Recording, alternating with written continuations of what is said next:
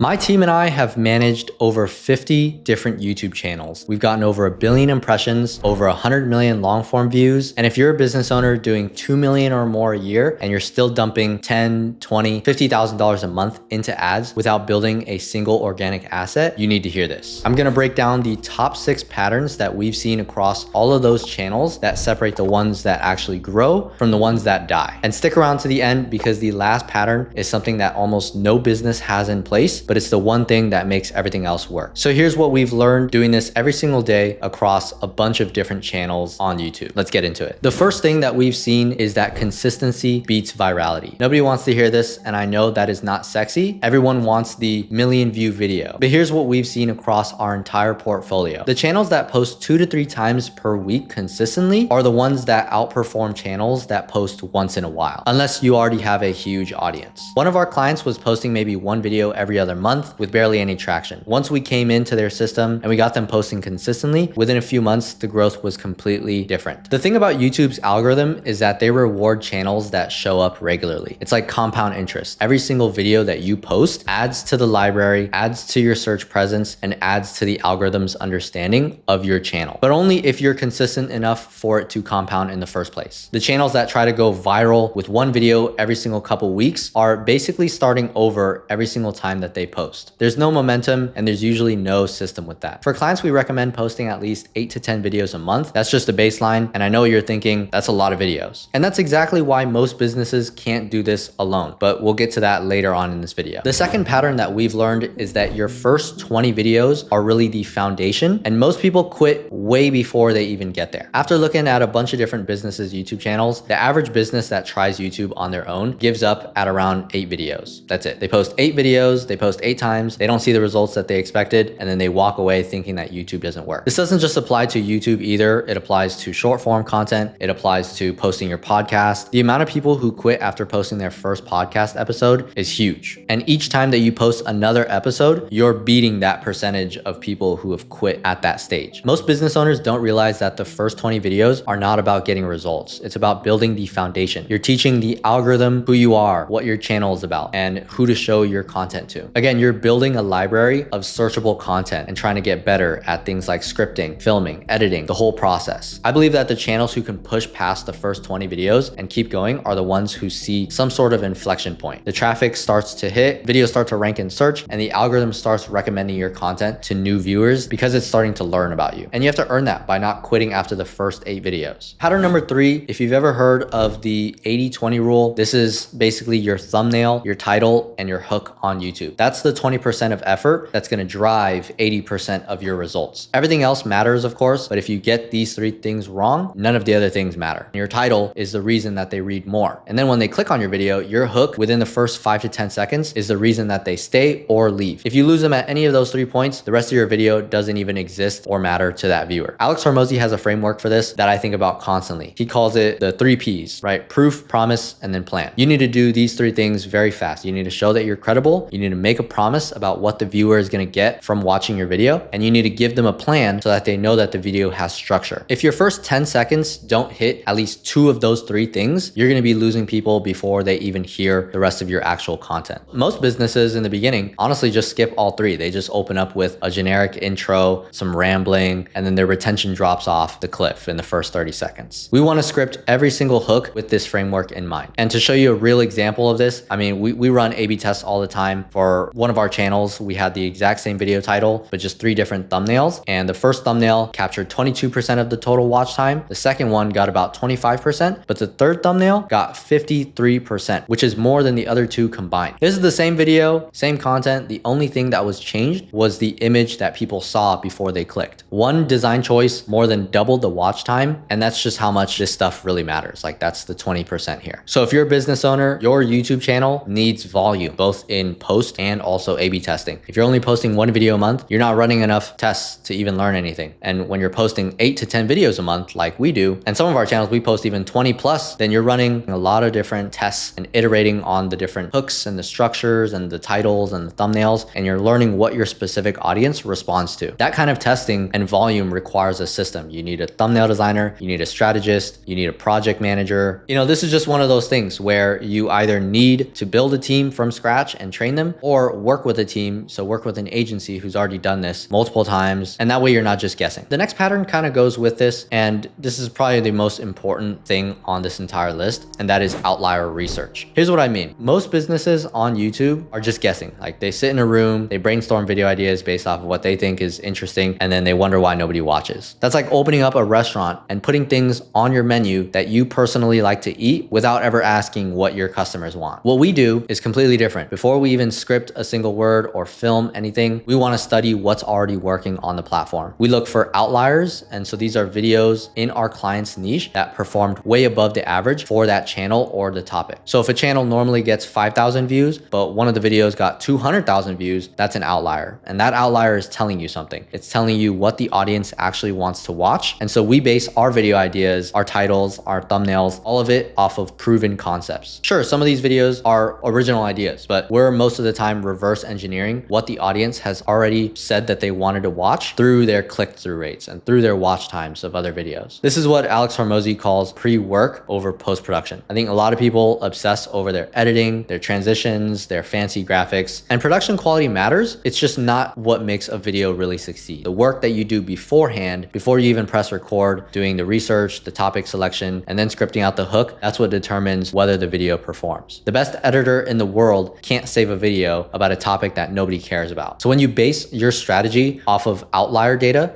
you're taking way less risk every single video that you produce. So instead of publishing 10 videos and then hoping that just 2 of them work out, you're publishing with the intent that 10 videos are all based off of concepts that are already proven. Obviously, this takes time and it takes learning the skill, and you need somebody who's able to find outliers, analyze why they worked, and how to adapt that concept to your brand without just copying it. Most businesses don't have this type of person, let alone a whole team dedicated to this. And if you can build that, then that is the competitive advantage that you will have over your competitors. Or they work with an agency who's already been doing this and already has the systems, the teams, and the pattern recognition to get it right from day one. It's a legitimate shortcut, that's going to save you a lot of time and money if you're a business owner who doesn't want to learn all that stuff from scratch. Pattern number 5 is niching down way more than you think you need to. Specific niche channels just win. Let me give you a real example. We have channels in our portfolio. These would be channels on stuff like business formation or insurance, and they're not glamorous topics by any means. And a single video might get, 100 to 200 views. And a lot of people would look at that and say that, hey, that's not a good channel. But what they're not seeing is that those 100 to 200 views are exactly the right type of people that we are looking for. And those people are searching for a specific thing. They have buyer intent. And when you're posting 25 to 30 videos a month in that niche, the conversions start to stack up. For our channels, we're converting hundreds of people per month across the brands that we promote on the channels that are just like this. Very, very specific and very niche. If you compare that to a broad like business tips channel, for example, that gets thousands of views or hundreds of thousands of views, none of those viewers or a small percentage of those viewers would actually take what you're selling. Me personally, I would take 200 targeted views over 20,000 random views any day of the week. So the saying goes, the riches are in the niches, and this is one of the prime examples of that being true. The last pattern that I want to talk about, and this one usually surprises people, is that the boring niches on YouTube often outperform the exciting ones. I think nowadays everybody wants to start a channel about crypto or AI or some trending topic, and those can work, but the channels in our portfolios are about topics that never really go viral. And I think that's why they have worked so well, because the competition is very low, the search demand is high because people need this information every single day, and the viewer intent is also incredibly strong, right? These viewers are not browsing, they're looking on YouTube to go shopping. We have a bunch of channels in these so-called boring niches that you can go look up right now, like just look up LLC formation or whatever. You can check the view counts, you can check the upload frequency, and you'll be able to see how consistent the channels are and the compound growth over time. So if you're a business owner and you're in a boring industry and you think that YouTube won't work for you, you're actually sitting on a gold mine. You just need to be able to create content on YouTube to capture all of that demand. So to recap, the biggest patterns is that consistency beats virality. You want to show up 2 to 3 times per week minimum. The second is that your first 20 videos are just your foundation. Don't quit at video 8. The third one is thumbnails, titles, and hooks. That is the 20% that is going to drive 80% of your results. The fourth one is outlier research.